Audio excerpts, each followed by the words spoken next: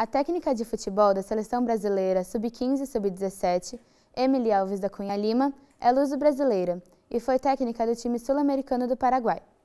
Esteve em 2011 no Clube Atlético Juventus e em 2012 no Clube São Caetano e Drummond. Foi supervisora e auxiliar técnica em 2010 da Associação Portuguesa de Desportos, no Campeonato Paulista Kaiser. Recebeu os seguintes títulos como técnica.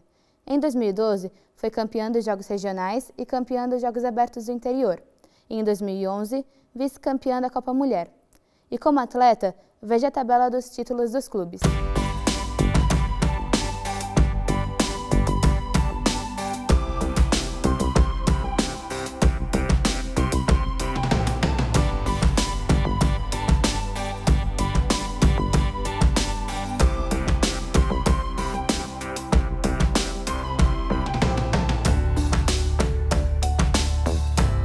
Hoje o quadro Bandas e Músicos Emergentes traz Megalomania, uma banda de São Paulo formada por 4 jovens universitários cansados da mesmice musical.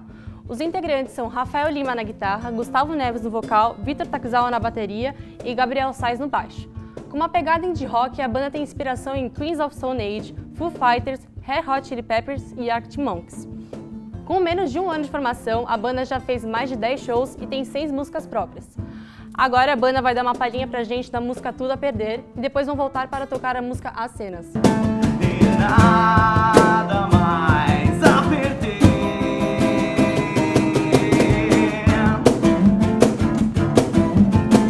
Agora tudo vai mudar, não vão mais me encontrar. Eu já cansei de me importar, não vão mais me encontrar. E não há nada a declarar, não vão mais me encontrar. Nem se pra mim você olhar.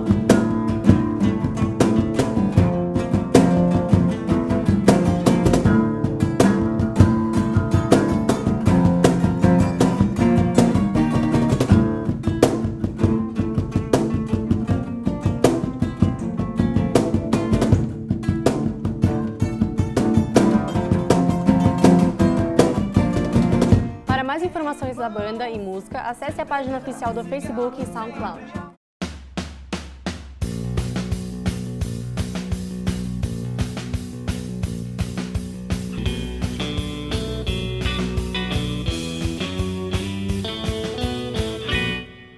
Está no ar mais um Linkados na Área. Hoje com Emily Lima, técnica da Seleção Brasileira de Futebol Feminino Sub-15 e Sub-17. A primeira técnica mulher a comandar um time da CBF. Eu sou Juliana Tourinho. Eu sou o Marco Caruso. E eu sou o Rafael Lemos. Obrigada pela presença, Emily. Obrigada a vocês pelo convite. Vamos começar quando você jogava.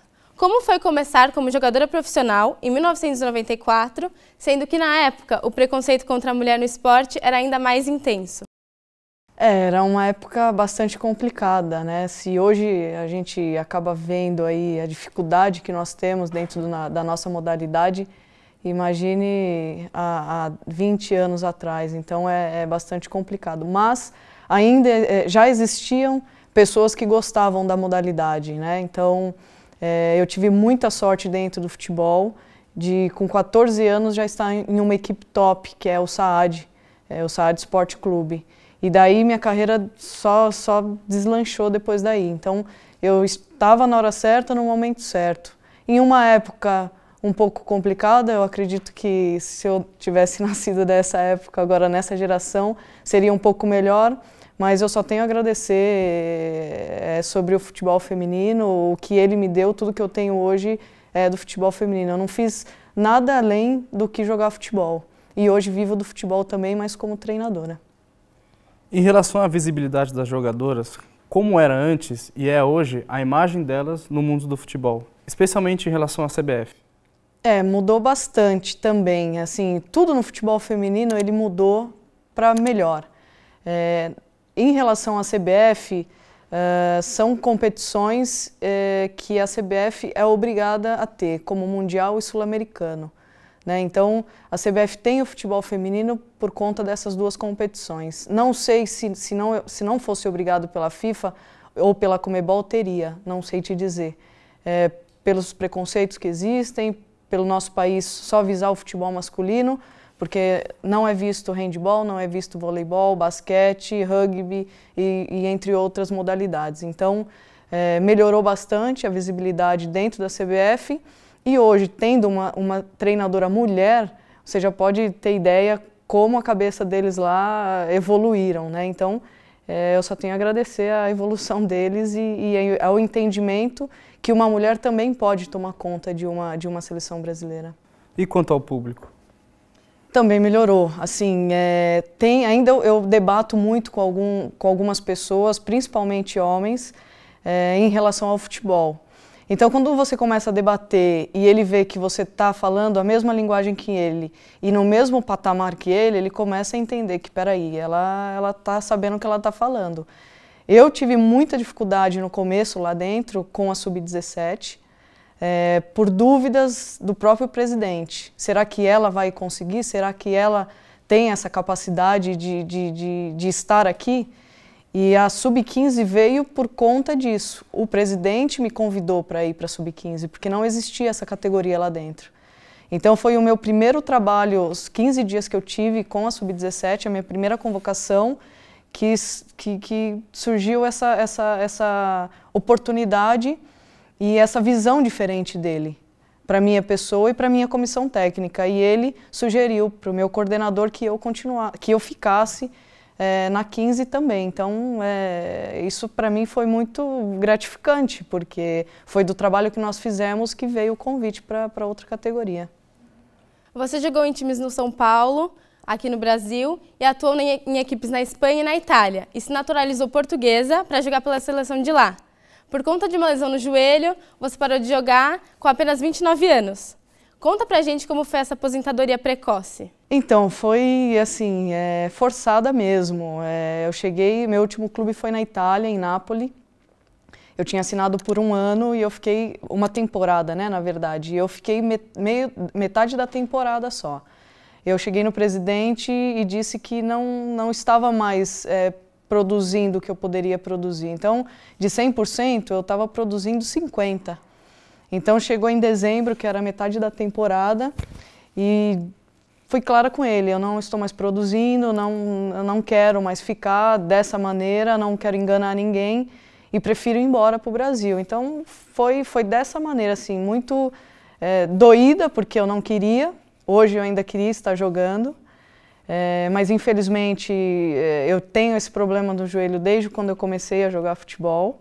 E foi assim, quando a gente é nova ainda a gente consegue jogar e a idade vai chegando, cirurgias vão aparecendo, recuperações, e aí você já não é mais a mesma atleta que antes. Você perde muita força, velocidade, tudo que o futebol precisa.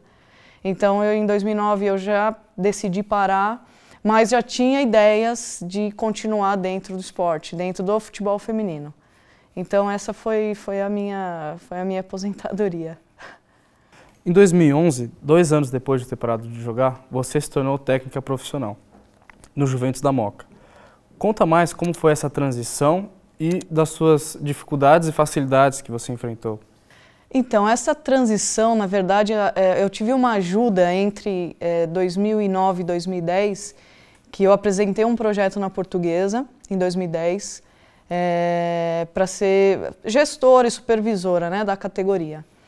E o treinador, ele viu que eu poderia, além disso, além de fazer a gestão de uma equipe e supervisionar, e ele me convidou para ser assistente técnica dele. Então isso me ajudou muito a eu assumir em 2011 já como uma treinadora. Então essa passagem de 2009 para 2010 e de 2010 para 2011 assumir como treinadora foi muito importante esse ano de 2010 para mim. Porque eu vivi fora dos gramados, né, coisas que eu não tinha nada de experiência, e acabei fazendo tudo ao mesmo tempo, porque ele acabou jogando todas as responsabilidades em mim, e eu falei, eu tenho que me virar, entendeu? Então eu corri atrás, e nesse correr atrás eu fiz muitos cursos de treinadores de futebol, já com a ideia de 2011 assumir uma equipe.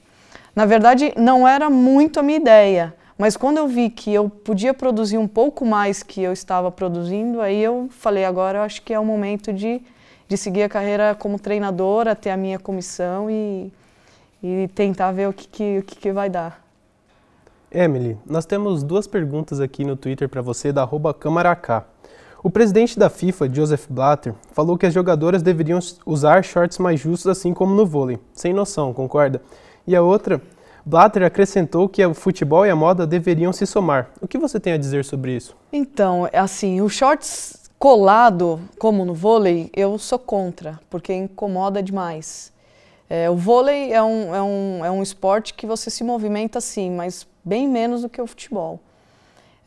Eu acho que o shorts não tem que ser o masculino, porque fica horroroso. Eu já usei muitos shorts aqui, eu odiava. Ele pode ser ali na meia coxa, mais larguinho, para a gente se sentir à vontade.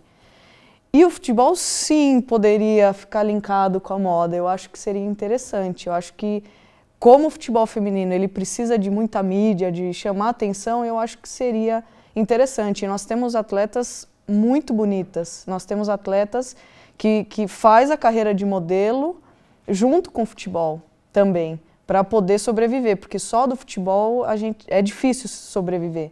Então, eu acho que seria uma ideia bacana. Se você for ver aí as seleções da França, Noruega, Alemanha, Estados Unidos, tem meninas assim lindíssimas. Imagina fazer alguma coisa linkada a isso, eu acho que seria uma boa ideia. A equipe do Linkados na área foi às ruas. Vamos olhar? Quando se fala em futebol feminino, o que vem à sua cabeça? Que falta incentivo, né? Eu acho que o público feminino não se interessa mesmo por falta de incentivo de todas as partes, né? Eu acho que tanto de alguma federação brasileira, eu acho que também lá fora se tem muito mais apoio no futebol feminino do que aqui no Brasil.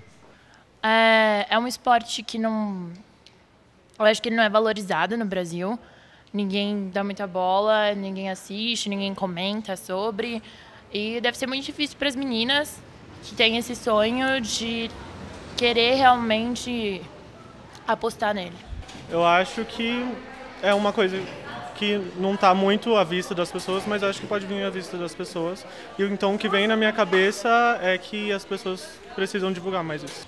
Mulheres jogando futebol. Acho que é muito bom. Eu tô com vergonha. Mudanças, de que o futebol não é só mais para homem, que as mulheres têm uma participação agora. Estamos apresentando Linkados na área com Emily Lima, ex-jogadora e hoje técnica da Seleção Brasileira de Futebol Feminino. Clique no link abaixo para assistir o próximo bloco, no qual a Emily fala mais sobre treinar as categorias de base. Inclusive, temos uma pergunta de Thiago Leifert, da Rede Globo, para a nossa entrevistada.